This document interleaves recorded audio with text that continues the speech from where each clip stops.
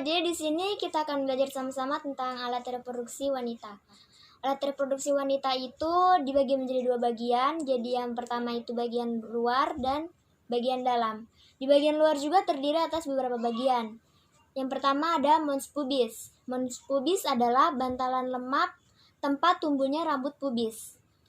Yang kedua ada labium mayora dan labium minora, yang merupakan lipatan besar yang di dalamnya terdapat lipatan kecil yang melindungi vagina. Yang ketiga ada klitoris, yang merupakan tonjolan kecil di atas labium yang mengandung jaringan erektil seperti penis. Jadi kita bisa lihat dari gambar. Berikutnya di bagian dalam. Di bagian dalam juga terdapat beberapa bagian. Yang pertama ada ovarium. Ovarium atau induk telur berada di sisi kanan dan kiri rongga panggul yang bersebelahan dengan bagian rahim atas. Ovarium bertanggung jawab untuk memproduksi hormon seks wanita seperti estrogen, progesteron, dan ovum yang biasa disebut sel telur.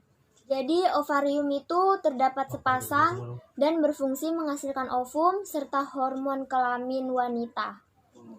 Yang kedua, tuba falopi. Tuba falopi memiliki bentuk seperti saluran becorong yang masing-masing membentang dari ujung kanan dan kiri pada rahim ke ujung ovarium. Tuba falopi bertanggung jawab mengangkut ovum yang dilepaskan dan membawanya ke dalam infundibulum untuk dipindahkan ke rahim. Tuba falopi merupakan saluran pengeluaran sel telur dari ovarium menuju uterus dan merupakan tempat terjadinya fertilisasi ovum dengan sperma. Yang ketiga, rahim atau uterus.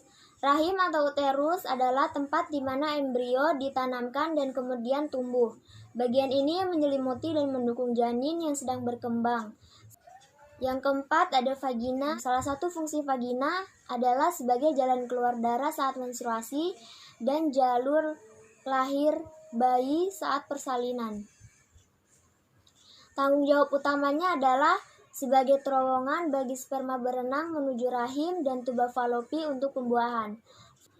Berikutnya, hormon kelamin pada wanita. Yang pertama ada follicle stimulating hormone yang dihasilkan oleh hipofisis anterior yang berfungsi mengatur perkembangan folikel primer sampai menjadi folikel de Graaff atau dewasa pada ovarium. Yang kedua ada luteinizing hormone yang dihasilkan oleh hipofisis anterior berfungsi mengubah folikel de Graaff menjadi corpus luteum dan menstimulasi ovulasi. Yang ketiga ada estrogen yang dihasilkan oleh folikel de Graaff yang berfungsi memunculkan ciri kelamin sekunder wanita dan menebalkan endometrium.